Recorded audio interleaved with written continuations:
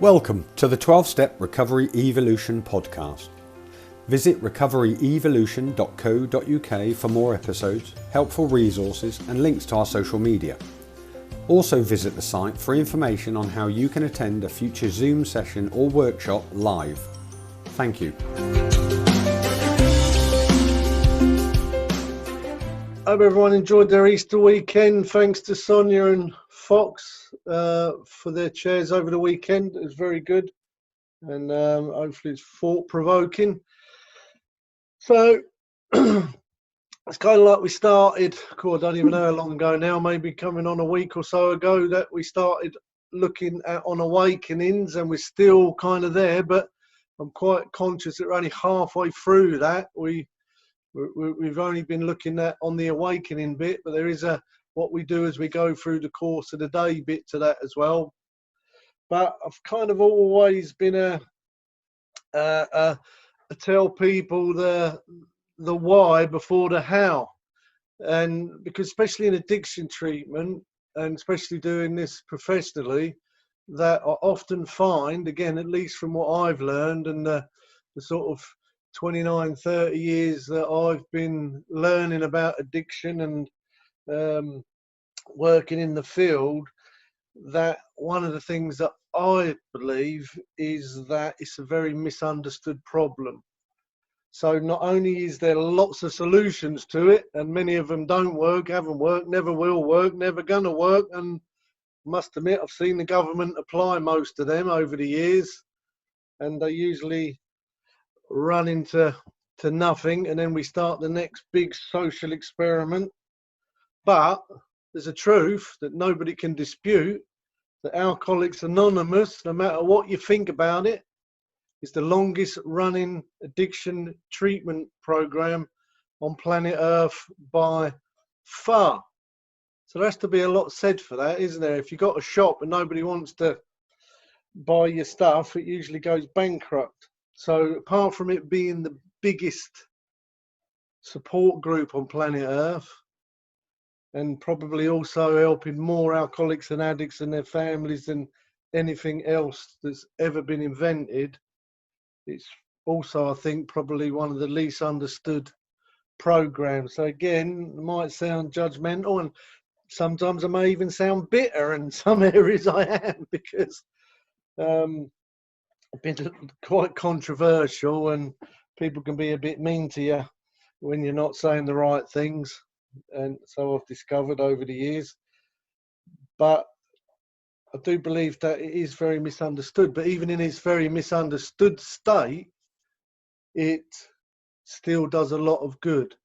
But again, when you kind of look at the figures in an area, say, I don't know what the figures are in this area, but you know, around Suffolk and Lowestoft area that I'm in, say there's 60,000 people. Now, if there's 60,000 people, if we take the government statistic that 1 in 10's an alcoholic, that doesn't really go into addiction of all kinds, that's just alcoholic, that there should be 6,000 people in this area with an alcohol problem. But we know in our meetings, you'll be lucky to go in a meeting where there's 10, 20 people, and if you clump them all together, there's probably 50 people. So there's 6,000 people suffering in the area, but probably only 50 of them are in treatment. And I think there's a reason for that. I don't want to be too controversial, because I know you guys, a lot of you are quite new around, so I don't want to kind of put too much on you. But the point I'm saying this is because, again, I think so, as a professional, every now and then I get a platform where I get to talk to people that aren't in AA or have nothing to do with AA, but they've asked us along as the treatment centre, or, they asked us along to explain about the program. And so over the years, I've done quite a bit of that. And, when I go and they ask you to do a talk on AA, then, I try and be as true to that as I possibly can, because I also believe that, if we could just understand the problem, then the solutions would make more sense. So when I say that I like to try and put the why out, the why is, why should I? Why should I do the how? And so I like to convince people of the problem before I start offering the solution, because then hopefully it makes sense, because it's taken me a lot of years to learn about the problem, and the solution makes absolute sense to me. See, because again, I watched the government over the last, 20, 30 years.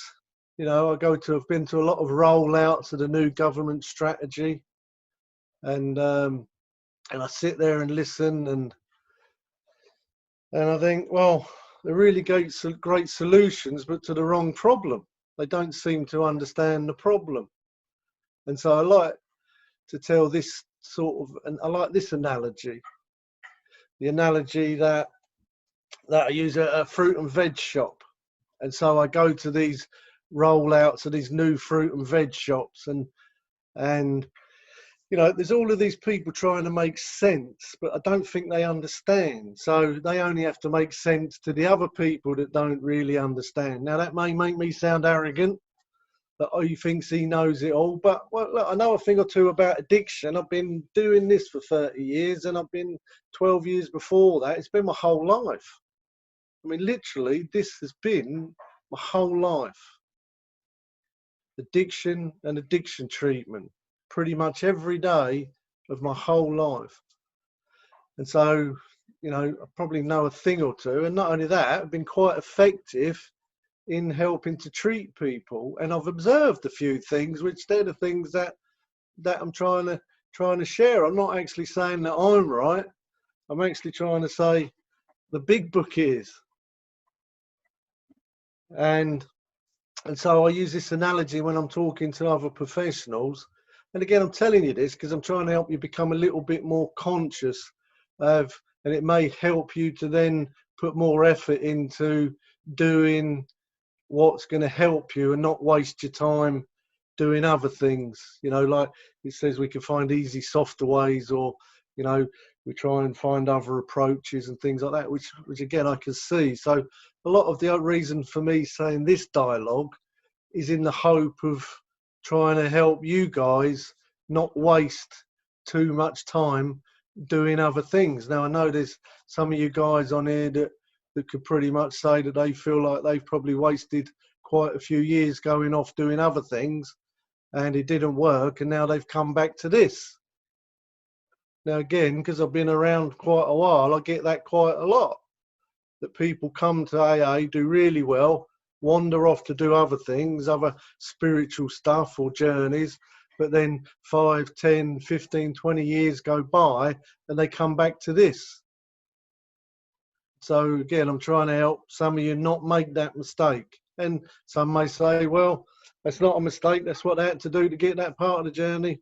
Possibly. But, look, learning by your mistakes is the second best way to learn. So if you need to go down the second best way to learn, then make your own mistakes. The first best way to learn is from somebody else's mistakes. Now, I know that can be difficult, and we're going to look into that in the book in a minute. So I use this idea of a fruit and veg shop when I'm talking to other professionals, and I say to them, look, I come into your fruit and veg shop, your new rollout of your new government initiative, and I can tell you what, look, the shop's beautiful. The shop this 4-year cycle is better than the shop 4 years ago. So you've certainly improved the shop. It's a wonderful shop. I can't fault the shop. And I say, look at your carrots. They're the most beautiful carrots that I've ever seen. They're the best carrots that I've ever seen. Your potatoes are fantastic potatoes. I've not seen such great potatoes. All your fruit and veg is fantastic. The way it's laid out is fantastic. Your brochures are fantastic. Your websites are fantastic. Your staff are fantastic. They're caring, loving people, dishing out all this wonderful fruit and veg. And all the uniforms are wonderful. It's all great. But I can't see any bananas. Now, these are only analogies. They're not actually true. I don't think that people with addiction problem are short of bananas. But I say, but the trouble is, these people with addiction have got a potassium deficiency. But that's the recovery. Recovery to me is the bananas, just to make it clear. So I say, but I can't see any bananas in your fruit and veg shop. I can't see any recovery. At least not the kind I am aware of that's really effective, that really works for those that really do it. And they say, well, you would say that, you sell bananas. And I'm saying, well, that's true. I do sell bananas, but it doesn't make that not the truth. That if you've got potassium deficiency, then eating all the other healthy fruit and veg in the world is not going to make you get well. It's only when you get bananas. But see, there's a flip to this. Then I go to the people in AA and I say, look, you lot are bananas. You can't just live on bananas. Oh, the program, it sort all your problems out. You only need the program. I mean, you're just bananas if you believe. You can't just live on bananas. Even if you have got a potassium deficiency, you need all the other healthy fruit and veg to have a healthy balance, a healthy diet and a healthy life. And then at the end of these talks, people always think, you know, that I'm trying to tell them my way's the only way. And then they say, it doesn't work for everybody. And I'm like, well, for one, how do you bleeding know that? Everybody's never tried it.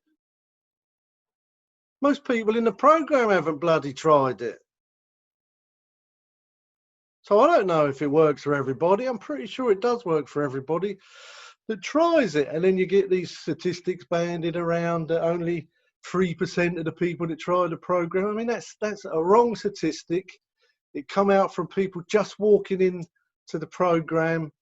And if people just walk in and don't do it and then leave, you can't really cast them a statistic. I hate that in rehab, is that my success rates depended on how many people stay. But the people that leave don't want to do it. And then that becomes my success. That becomes a negative to me, that they actually don't want to do what I'm asking them to do. And then that looks bad on me because they didn't want to do it.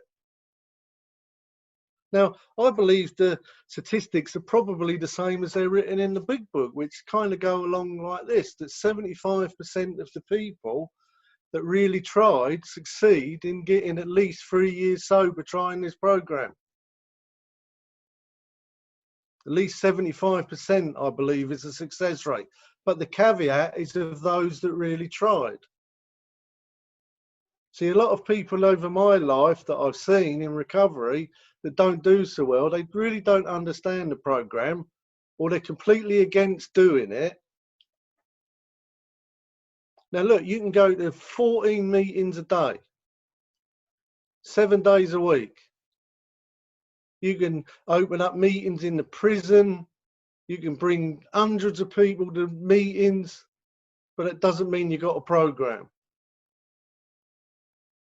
Doesn't mean you got a program because you do 14 meetings a day and that you're a global speaker. I've known them people that are global speakers, they ain't got no program. And I can tell that by the way they speak to people, the way they treat their families, and the lack of spiritual principles that I can see in their lives. Again, makes me judgmental, or I'm just giving you the facts of what I've seen. I'm just sharing my experience. Because again, I believe that this program contained in this book is the treatment, and we should be going to the meetings to learn this program. But a lot of the time we're going to meetings to do some group therapy and share all our problems, and we feel better for that, talking about ourselves, but we're not really working the program. So again, what I find is a lot of people that have been around recovery for a lot of years can get to phoning people like me up, and then they say, look, I've been sober and in the program 10, 15, 20, 25 years and my life's great, but I feel terrible. And I say, look, mate, let's get back to basics. Let's have a look at your program. And mostly they haven't got a program. So they still have the spiritual malady. See, that's the key to this, is this spiritual malady. Unless that's resolved, you know, you can rest, you're not going to wrest satisfaction and happiness out of this world. Now, you may do for a short period of time, and I think that's what people do. They come into recovery, they get a very superficial recovery. You know, they say things like, well, I've done the steps. I mean, the only people that say that are people that aren't doing them, that they think that they've done it once, so it's a one-time deal, and that they're getting on with their life, because that's what starts happening when you come into recovery. You stop drinking, you start going to meetings, you start getting work, you start getting your life back. And then most people unconsciously, I think, go into this where they are trying to wrest satisfaction, happiness out of the world because they're managing better, but they're not really resolving the underlying problem of this disconnect. And again, I think it can be a bit of a sad point that then they may go to meetings and see the people that probably don't have this problem because they're doing all right and they're not doing any religious stuff, they're not doing any spiritual stuff, they're not working any program, they're not really into the steps, and they're not really into building this conscious contact with God. For some reason, they don't seem to need to do that. I can only conclude that they don't have this problem, that they're the heavy drinkers or the heavy drug users. And the people, and again, I'm not really talking to them.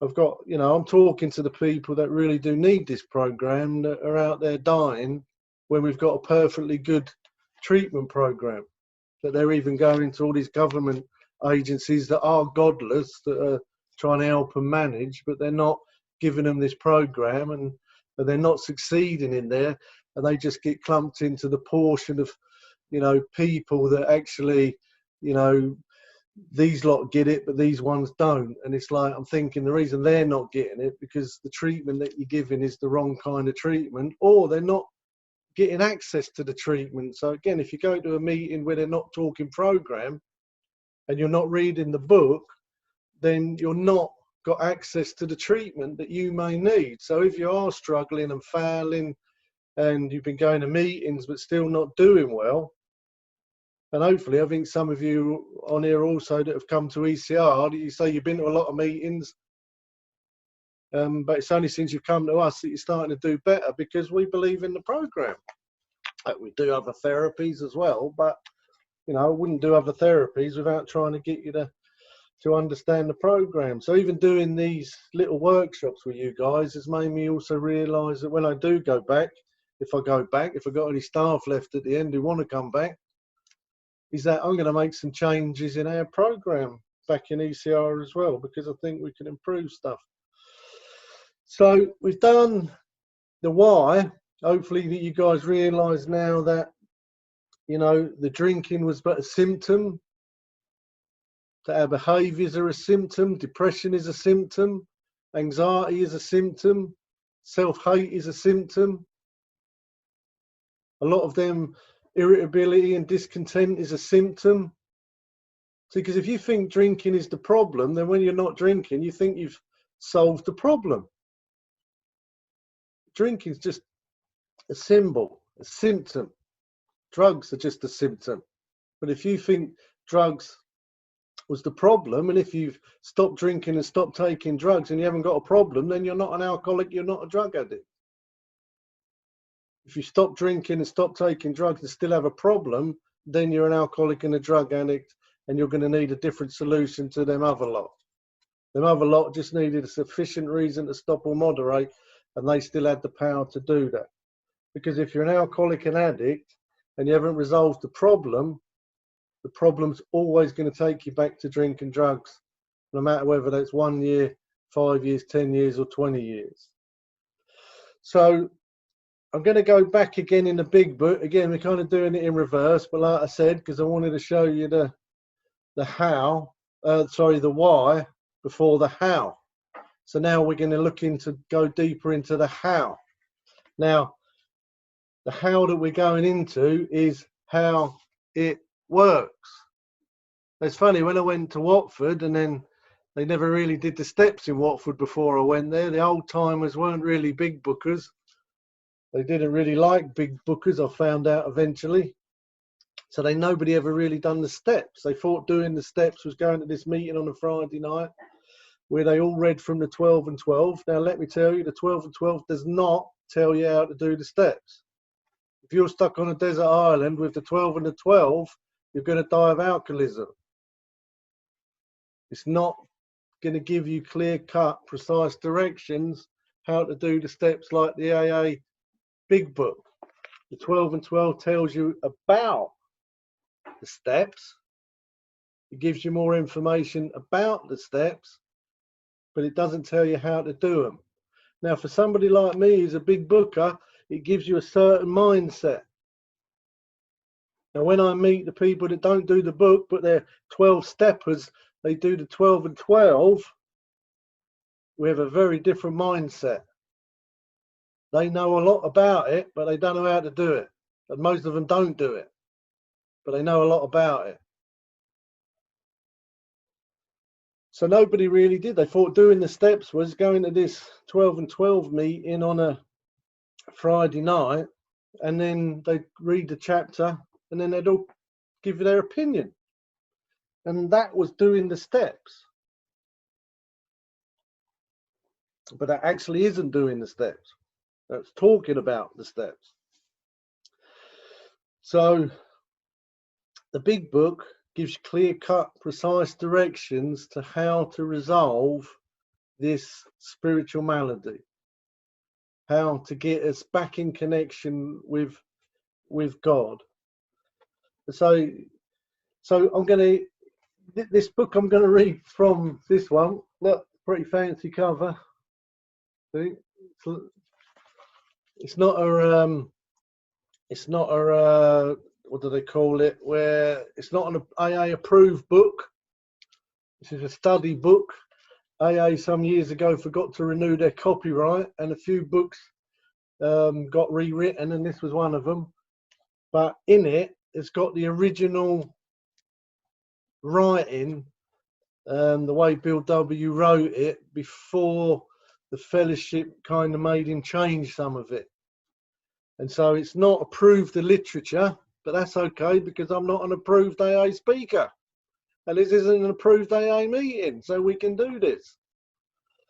And so I'm going to read from chapter 5. If you've got your big books, you can pull them out and have a look at chapter 5. And it's titled How It Works. So in Watford, I thought when people were going around, kept saying in the meeting, well, I don't know how it works. I used to love saying, what I do is written in the big book, chapter 5. Again, I'm not trying to be right. I'm trying to make the big book right. But you can decide for yourself. That's the good thing about the internet. You can always switch it off if you don't want to listen. I think some people have. It's great to be in a free country. Now, this was written a bit different. Now, this was the original text, what I'm going to read from. And the reason I wanted to read it today was just to give you an idea of this idea that it's a suggested program, which again, I think this idea of a suggested program, it's been quite controversial, but I think it's been quite damaging to a lot of people. Because I think in the mind of an alcoholic or a rebellious person in the sickness, before they've had a chance to recover any real sanity, the word suggestion means to them they don't have to do it. Now, of course, you don't have to do it, but I can promise you there's no other way on this earth that I know of to get the benefits or the relief from this kind of addiction unless you do. So I say that again. You don't have to do it, but you will not get the benefits any other way that I'm aware of from this program if you don't do it. Now again, it says in here, I don't know whether they're just being humble, but I kind of believe it. It says, but we don't have the monopoly on God. So there's no real way of getting back to God unless you remove the things that's causing the separation. Now this is saying that the spiritual malady is this separation from this power, from God, the word that they use. So there is other ways that you can go and do stuff. Again, when we used to talk to the professionals, they used to use this analogy of saying, look, because every time I finished talking, in the first 3 people, they'd always say, well, you're always not the only way. And I guess some people there listening to this may be thinking that now, because that's what seems to come up in people. And it's like saying, look, I'm not saying our way's the only way. But then after a while, I started to feel bothered by that. It's like, why do they keep saying that? Every talk that I do, you know, let's say I've done 50 talks in the last 30 years to other professionals. It's probably more than that. It's probably a couple hundred. But literally every time I've finished talking, within the first 3 people, somebody says, you're always not the only way and it don't work for everybody. Now, I've already addressed the work for everybody bit. Everybody ain't tried it, so how do you know that?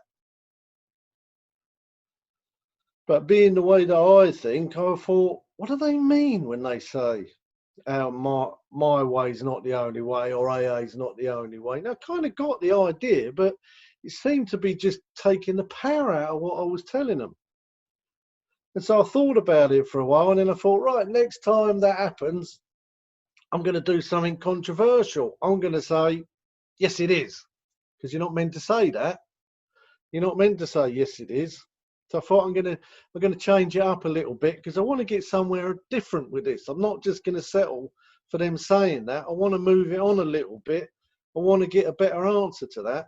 And so next time I was at the YMCA in Watford, the biggest YMCA I think in the country, and they had loads of people there, and did me talk, and I was waiting for somebody to say it, and I finished doing my talk, and the first person that spoke said, "You're always not the only way."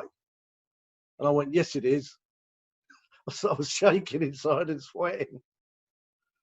And they went, "Well, you can't say that." And I said, "Well, I don't know why. Every time I do this talk, people say that." And they were going, calm down, calm down. I wasn't being hyper. I wasn't escalating. I was just saying something different.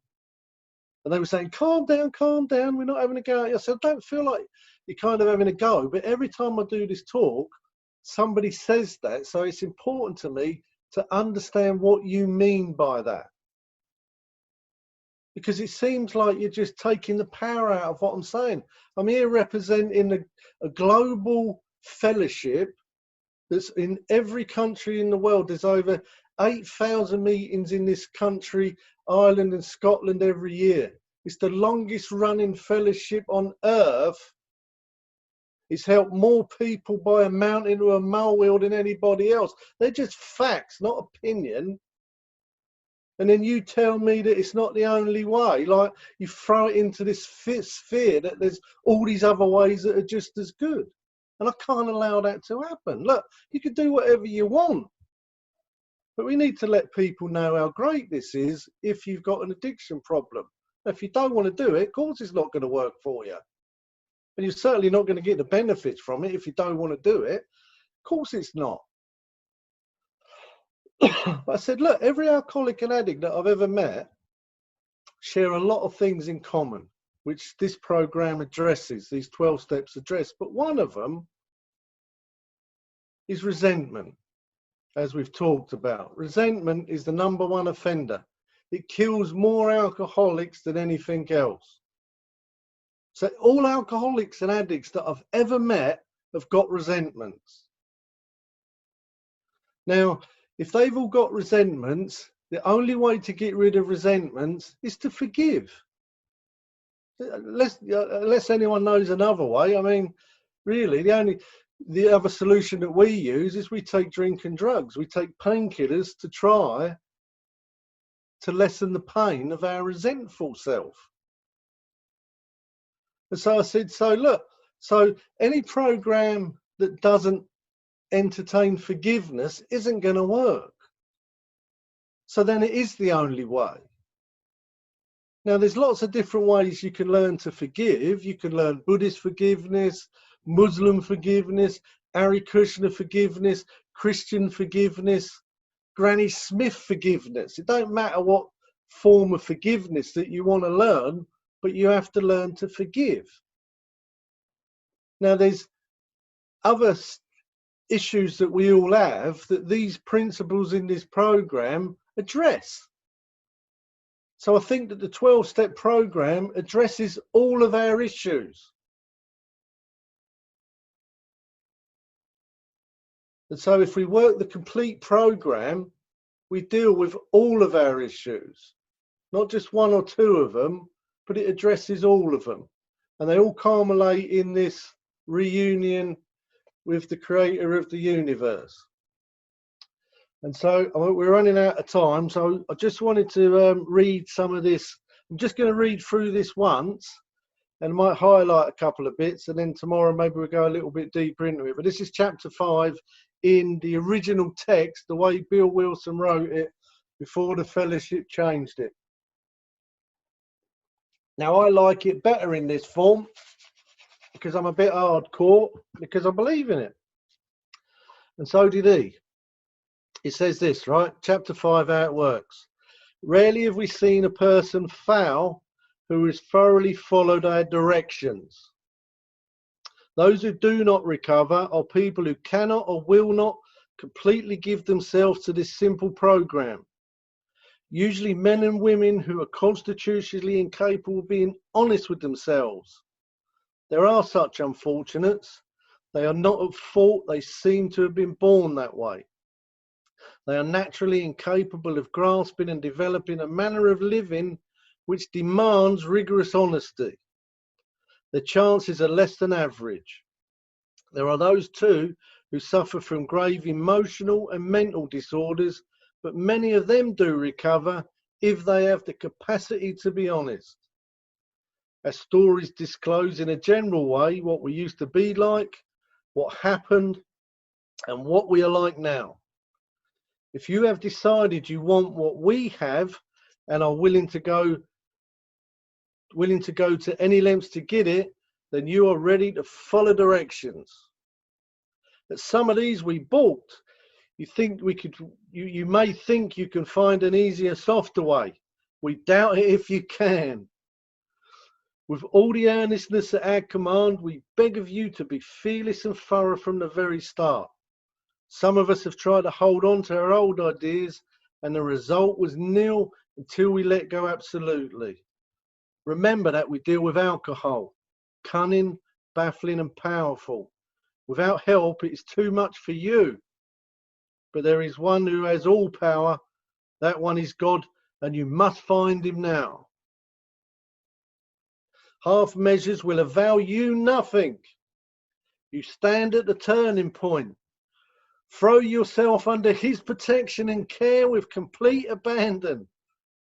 Now we think you can take it. Here are the steps we took, which are suggested as a program of recovery. 1, we admitted we were powerless over alcohol, that our lives had become unmanageable. 2, come to believe that a power greater than ourselves could restore us to sanity. 3, made a decision to turn our will and our lives over to the care and direction of God as we understood him. 4, made a searching and fearless moral inventory of ourselves.